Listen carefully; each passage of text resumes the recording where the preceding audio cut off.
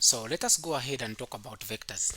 So I have got a question which is saying the x component of a vector A is negative 25 meters and the y component is positive 40 meters. Part 1, find the magnitude of A. Part 2, what is the angle between the direction of A and the positive direction of x?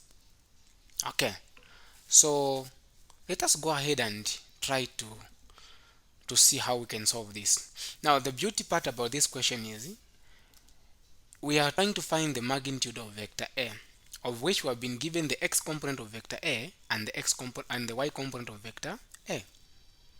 So meaning that we have got ax being equal to negative 25 meters and ay is being equal to what? It is positive 40 meters. Of which I know that for me to find the magnitude of any vector, we put an arrow on top or you put it in modulus like that. So you choose. It is given by the square root of the x component squared plus the b component squared. So in this case, the x component, it is negative 25. I square it plus 40 square it. So what are we going to get? So negative 25 squared is going to be positive. So you just say 25 squared plus 40 squared. So I'm getting the square root of 2225. Now what is the square root of? So that's vector A. So the square root of 2225, it is 47.16. Now 0.169. I want you to understand one thing. If I check the question here, this is in one decimal place, this is also in one decimal place, so I'm going to follow that. So my answer has to be in one decimal place. So vector A is 47.2 meters. That is the magnitude of vector A. To find the direction, before you even go further, I want you guys to know something. Before you even find the direction, I want you guys to know where the angle is going to fall. You should be able to know where the angle is going to fall before you find the direction. So we should understand one thing, that this is the xy plane and this is positive x. That is negative x. That's positive y and that's negative y. So if you are the angle you are trying to find, you discover that its x component, the vector, its x component is positive, the y component is also positive. Then that vector has to fall in the first quadrant. In the first quadrant we have got positive, x also positive, so it has to fall in this quadrant. Remember, theta is given by tan inverse of y value divided by x value. So if I find the answer here, if I find the theta using this formula, the direction they are asking for is the same theta. I'm going to report my theta as the direction. If the x component is positive, the y component is positive, it falls in the first quadrant. In the first quadrant, if you use the formula theta being equal to tan inverse y over x, I'll get the same formula, I'll get the same angle. That is the angle they are looking for. Okay. Now, in a case where the x component is negative, the y component is positive, in this case, it's going to fall in the second quadrant. In second quadrant, we have got x negative, y positive, so it will fall in that quadrant. So when you solve using this formula, you plug in the values here, don't plug in negative. So put x and y to be positive, ignore the negative. Then when we find the answer, you will say 180 minus the theta. Simple, right? Then the third one, you can see the trend now. If they are both negative, then it falls in the third quadrant. In the third quadrant, when you solve the answer, ignore the negative, plug in the values, you find the theta. Then you're going to say 180 plus theta. Do not say 270 minus theta, no. Because this angle you are from finding, it is here. This is the angle. So we are trying to get the angle from this line all the way until it touches there. That's why it is 180 plus the theta and not 270. When you say 270 minus theta, you are finding this angle. So we do not do that. If the x component is positive, the y component is negative, what do we do? It falls in the fourth quadrant. Plug in the values here, ignore negative, plug in positive, then you say 360 minus the theta you have found. That is the angle we are looking for. Now we can solve this question. This question is asking us to find the direction. Now we should take note. The x component, let me just get rid of this.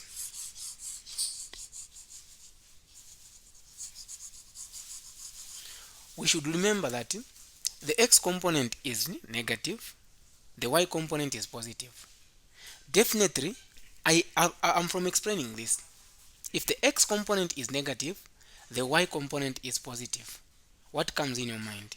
The angle falls in the second quadrant.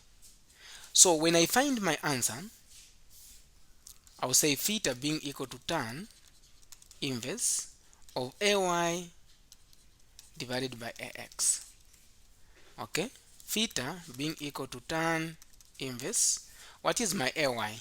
My ay is 40. My ax is 25. Ignore the negative. That's okay.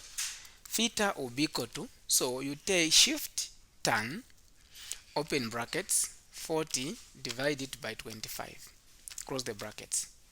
So I'm getting 57.99, which is the same as 58 degrees.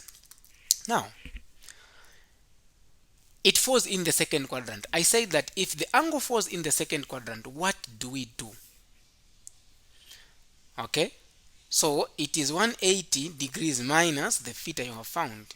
So 180 minus 58. What is the answer? So the angle they are asking us to find, it is 122 degrees. So that's the angle above positive x-axis. Okay, so the basic idea behind vectors is to know in which quadrant that angle is going to be. Okay, is the angle going to be in the first quadrant? When you use this formula, the answer you are going to find remains the same. You don't do anything with it. If the angle falls in the second quadrant, 180 minus theta. If the angle falls in the third quadrant, 180 plus theta. The angle falls in the fourth quadrant, 360 minus theta. As simple as that. Okay, that is it for this question.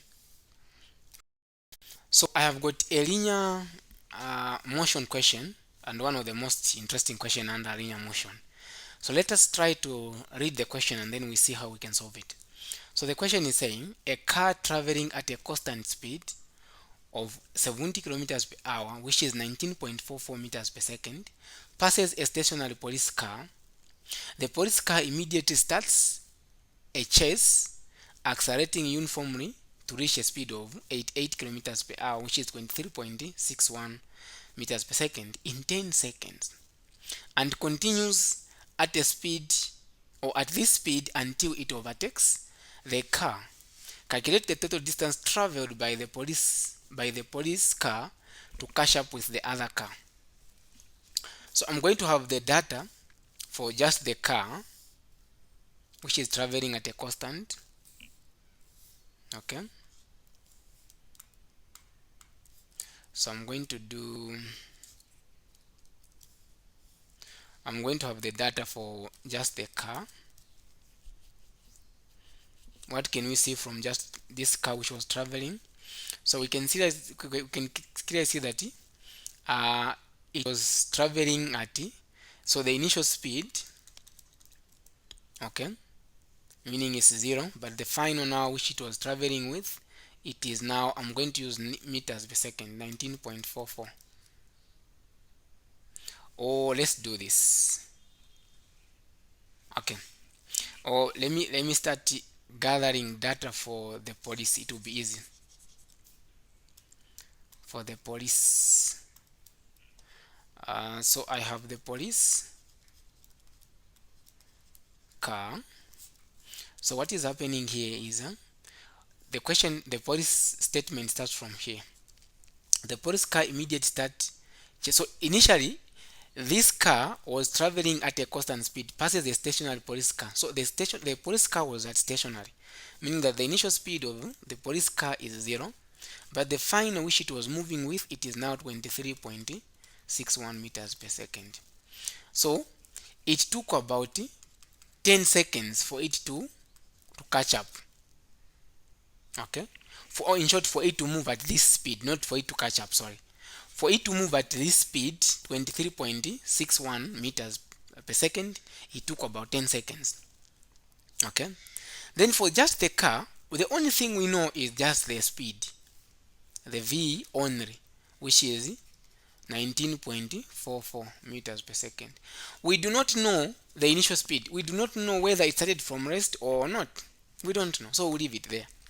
Now, one thing I want you guys to understand from here is this. Okay? One thing I want you to understand is this. For us to find the total distance, we have first to find the distance which was covered by the police car during this time of 10 seconds. Okay? During this time of 10 seconds, I don't know. So now I'm going to say the distance, I'm going to use this formula. Oh, let me do this. The final squared being equal to the initial squared plus 2AD. So the final, okay, of the police, we know that is 23. Okay, 23.61 squared being equal to the initial is 0 plus 2. But I don't know the acceleration. But I want to find the distance again. So now we know that we have this information here. I can use that information to find the acceleration using this formula. So the final is 23.61, initial 0, acceleration I don't know, the time is 10. Okay, so now I'll have 10a being equal to 23.61 divided by 10 divided by 10. Therefore, acceleration will be equal to, it will be 23.61 divided by 10, which is 2.361 meters per second squared. I'm not going to round it off. Let me just shift it to this side. So the acceleration now is 2.361 meters per second squared. Simple, right? After finding the acceleration, I can now plug in here. I just want to find the distance it traveled, not the distance it used to catch up, no. But this is going to be the distance, because the question is saying the police car immediately starts a chase accelerating uniformly to a speed of 23.61 meters per second in 10 seconds and continues. So we are going to find again the distance it continues from there now. Okay, so we have 23.61 squared being equal to 2 acceleration 2.361 times d. So 2.361 times 2, it is 4, this d, so divided by 4 point that, even here, so this is squared, let's not forget. So these will cancel out. What will be our d?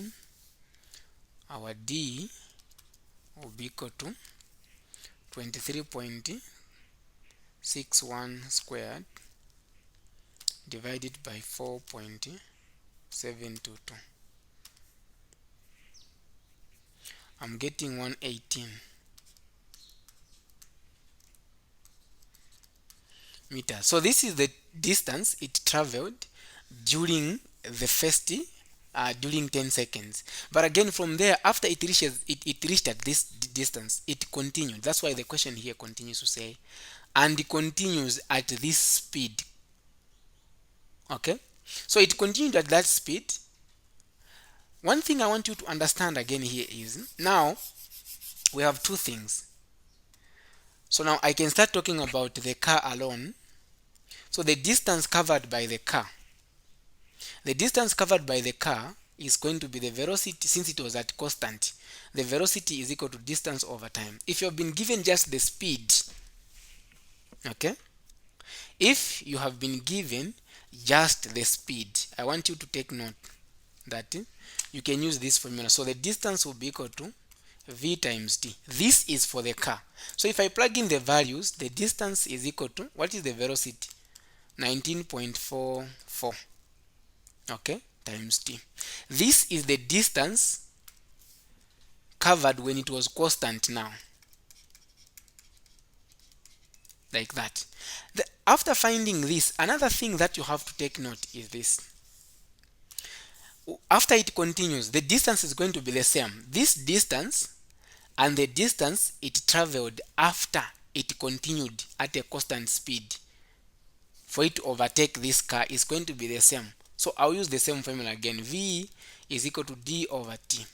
Therefore, the distance after it continued now, the police car, it is v times t. So it continued with the same velocity, which is 23.61 times t, which I don't know. Okay,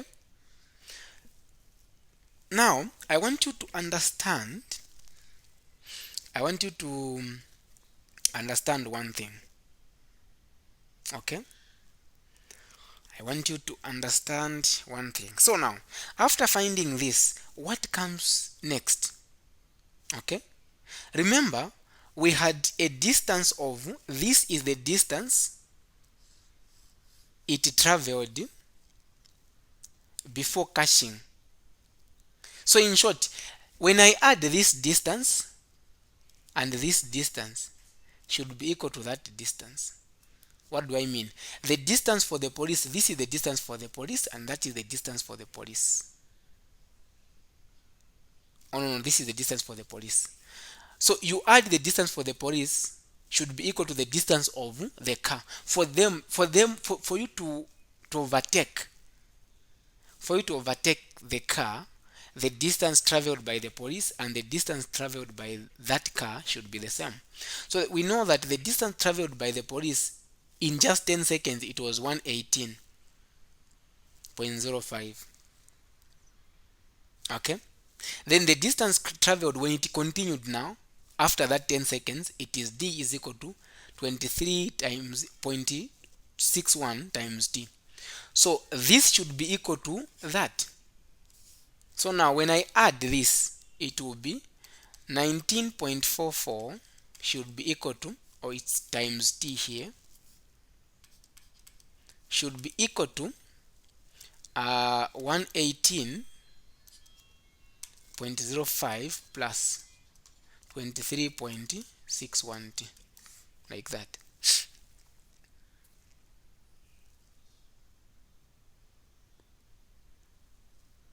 So what happens now? Let's see what is going to happen. So our goal now is we want to find the value of t, okay, of which we know that t is not going to be negative. I want you to understand that it's either, you just choose. Sometimes when you're confused, like in this case, you can start with n. You can either add this, okay, with that, or you can make it the way I've made it. But the best way for you not to get a negative, you do it like this. you can start with 23, although it's the same thing, only that the time is going to give you negative, then you ignore it. So it's going to be plus 19 point.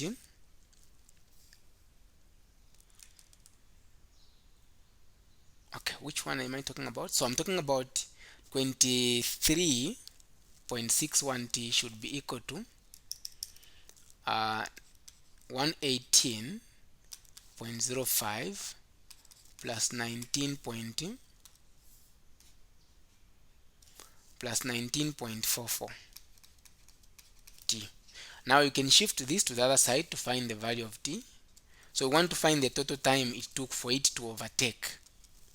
So it will be minus 19.44 being equal to 118.05. So what will be the answer there if we do 23.61 minus 19.44? So 4.17. So we have 118.05. So divided by 4.17, 4.17. So therefore t will be equal to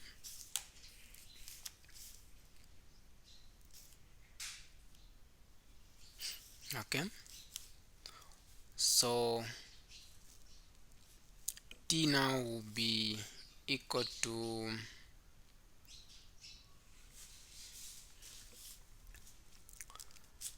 118.05 divided by 4.17.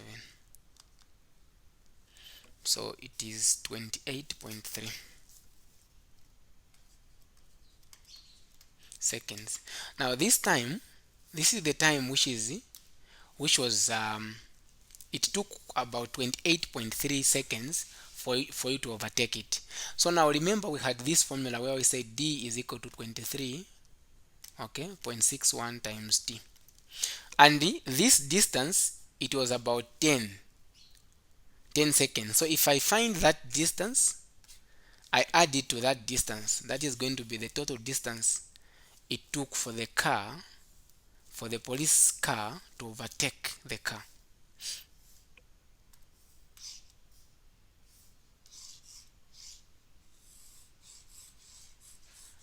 So I'm going now to add it. I'm going to say, first I need to find that 23.61 times the time is 28.3. So 28.3 times 23.61, that is 66.84.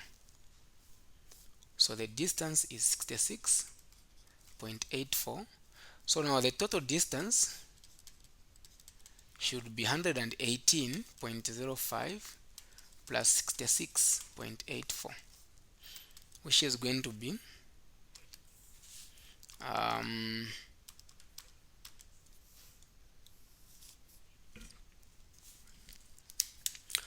we have 118.05 plus 66.84, which is 184.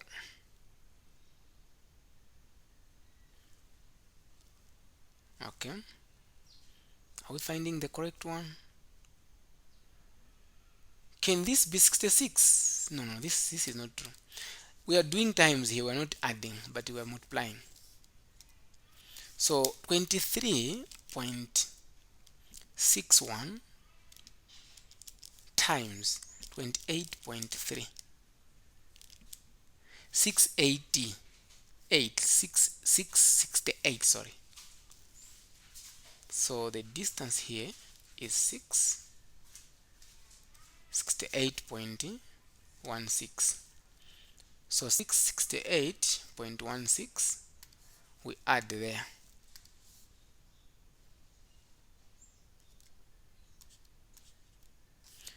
So 668.18 plus 118.05.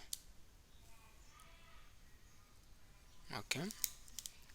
118.05 plus 668.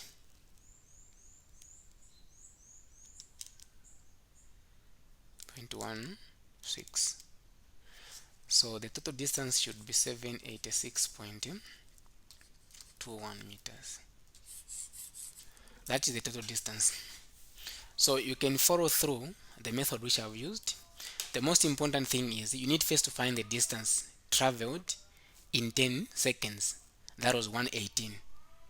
The next thing is you need to find the distance it traveled after that 10 seconds. So for you to find that distance, you need to understand that the distance traveled for the 19 meters for the car which was traveling at 19.44 meters per second is going to be the same as the total distance traveled by the car. That's the reason why I had to add those two. Okay, I had to add. So if you add, it's going now to give you the the distance, the time first. So that time you come back and plug in on that other distance, then you add to the distance for 10 seconds. Then you'll be able to find the total distance traveled for it to catch up with the car. So let us talk about elevators. So one thing we should know about elevator is let me first draw a diagram.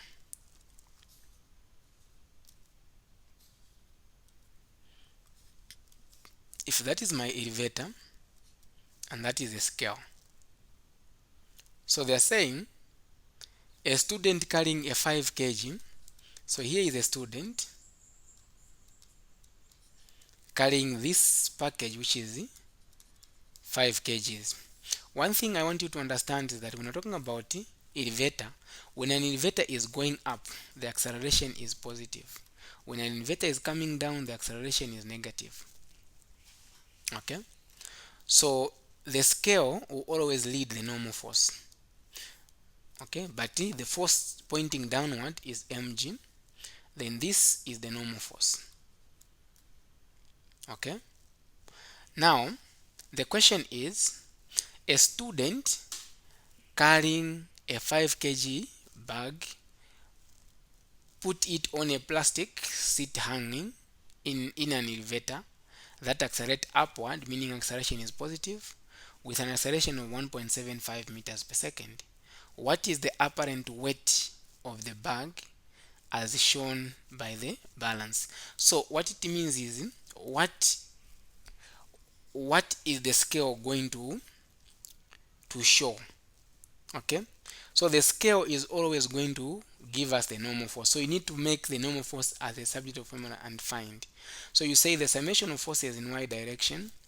We have got the normal force pointing upward minus mg pointing downward. According to Newton's second law, replace this by mass times acceleration. So mass times acceleration is that shift mg to the other side, you have this. So it will always, the elevator will always lead what? The normal force. So meaning that the formula which we use under elevator is this. This is the general formula. So you can factor out m, you remain with this. What changes is the acceleration. If an object is moving up, an elevator is moving up, acceleration is positive. An elevator moving down, acceleration is negative. But when it's moving up, positive, down, negative. In this case, we've been told that it was moving upward, the acceleration is positive. Then you plug in the values.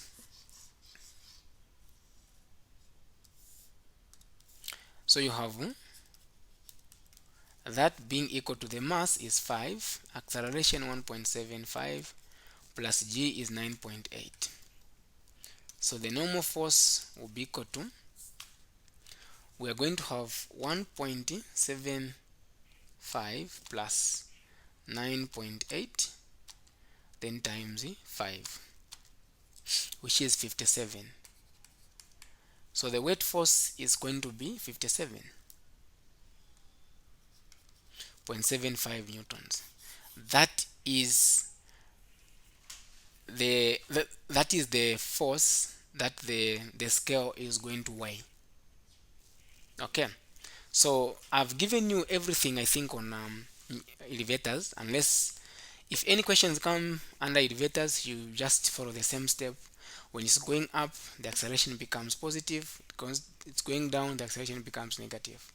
As simple as that. So let us go ahead and talk about linear momentum. So linear momentum is basically the product of the mass times the velocity. When an object is moving and that object has got mass, then we expect to have linear momentum. Linear momentum, represented by P, is given by the mass times the velocity. Okay? Then we can say that since the velocity will be changing from initial to the final, we can say that we are going to have the change in momentum being equal to the mass times the change in velocity, like that. Now, after knowing this, we should also know that the change in velocity is the v final minus v initial. That is also important for us to know. Then, whenever you hear to say, okay, before I even mention that, another thing that we have to take note is that the SI unit for momentum, since mass is in kgs and the velocity is in meter per second, so these are the SI units for momentum. But again, there is a relationship between the momentum and the impulse. So impulse, okay, impulse is something that we need to know. It's very important. Impulse is basically the the force times the change in time. Okay, so meaning that if I want to find the time, I can divide both sides by time, or if I want to find the force, I can divide both sides by time. Then force will be equal to impulse divided by time. But one thing we should also take note, guys, is that the relationship between the impulse and momentum is that impulse is also equal to the change in momentum. Okay, so if I have got the data for momentum, I can find impulse. If I've got the data for momentum, I can also find what, or I have the data for impulse, I can find the change in momentum. Okay, another thing which you have to take note is that from here I know that impulse is force times the change in time being equal to, this is the mass times the change in velocity. So from this formula I can make anything as a subset of formula to solve what is missing. But from here, let's try to read the question. So it's saying, during a crash test, a car of mass 1500 kgs collides with a wall and rebounds as shown in the figure below. The moment you hear rebounds, meaning that the final speed is negative. That's why here I've put negative 2.6. The initial and the final velocities of the car are 15.0 meters per second and 2.6 meters per second respectively. If the collision lasts for only 0.15 seconds, find part A, the impulse delivered to the car due to the collision. Okay, so how do you find that? Now we have got the data, we don't have the force, so I can't use this formula to find the impulse because I don't have force. But I have the velocity, so I can use the change in momentum. So I'll say impulse is equal to the change in momentum is the mass times the change in velocity. So impulse will be equal to the mass, open brackets, v final minus the v initial, since that is the change in v. So impulse, now if we plug in the values, the mass is 15, then this is the final is negative 2.6 minus 15. So what is our impulse?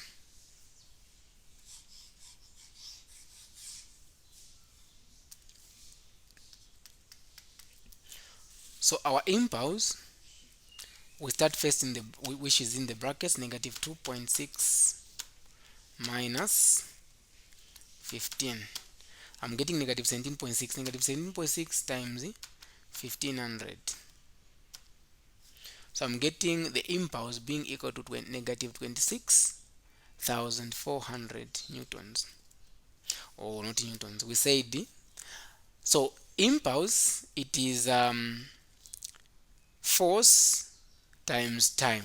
So force is in Newton, time is seconds, so it's Newton seconds. So that's the answer.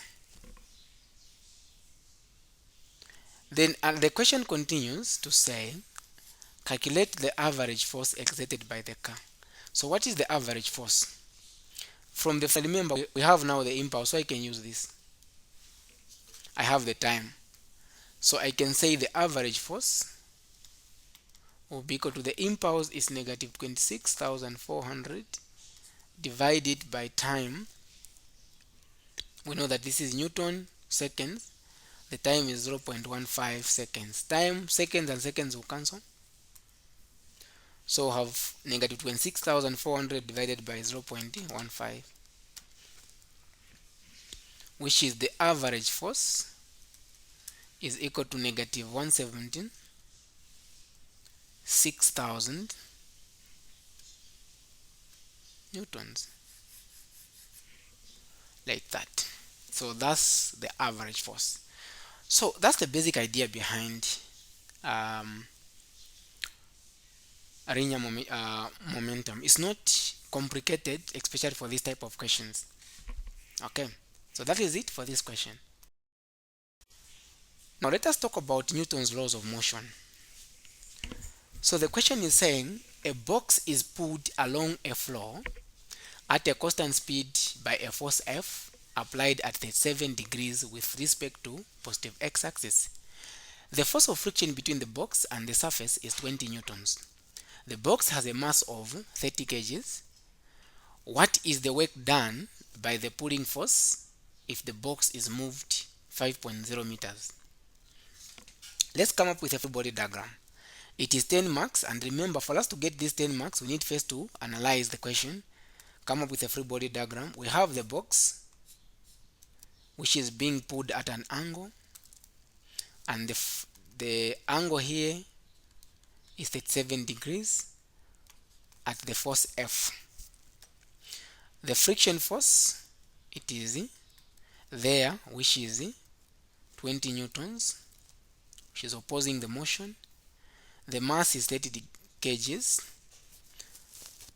So the next thing that we have to do is to start now working around with the forces in x direction. So the distance covered or traveled by this box, it is 5 meters.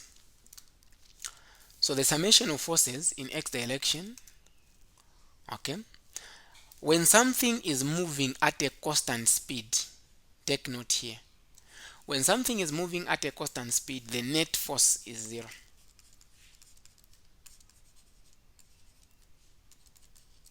So this will be replaced by 0. So in short, the acceleration is 0. So the summation of forces in x direction, the forces which you have, I have got this F has got Fx and Fy. But in this case, the object is moving in x direction, so I'm going to use Fx.